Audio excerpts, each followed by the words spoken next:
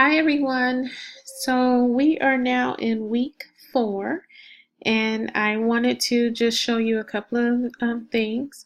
For some of you who are still trying to figure out how to communicate with me, if you have a personal question, you can communicate with me here in inbox by clicking inbox and then composing a message to me. If you have a question, general question about the class or one of the assignments, you can go to the question section here. So the good way to determine which place to go is if it's personal about you not being active, or you have a comment about your TB skin test, or something that's just only to you. But if it's a question like you're confused about an assignment, or where do you post something, or how do you find a resource, then you want to go here. That way the whole class can benefit from the response to the question. And if one of your classmates have the answer, they can respond also. Sometimes you get a quicker response that way.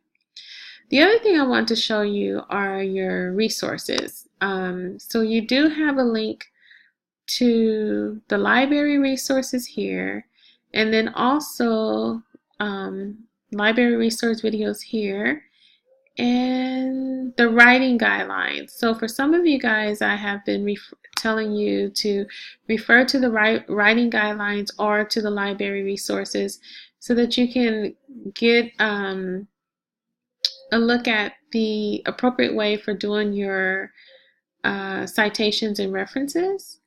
So if you flip through here, it's just talking about how to format your assignments. But here's where it shows you how to cite references. So if you're citing references inside of your paragraph, you should have the author's last name in the year that the source was published.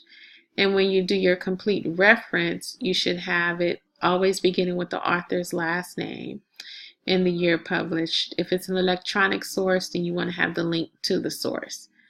Okay, and this is showing you how to quote when you're quoting something word from your textbook or for some other source. You need to include quotation marks, and the page number. So if you're not quoting word for word, you're just summarizing something that you read, then you can include the author's last name in the year. But you only need to include the page number when you are quoting word for word from the textbook. Okay, so I want to make sure that you're referring to that. This as a guide, or you can go to the library website and use their resource. So there, let me see. Where is it? I don't know. Okay, here it is, citing sources here. So citing your sources, and you always want to follow APA, okay? So citing sources within the text. So for like your last discussion, which was, I think it was all kinds of people, well, not the theory one, but the one right before that I just graded, all of them, you were required to include at least one citation in a reference. So you can go here, and it's showing you how to do a citation for a book with one author, which would be your textbook.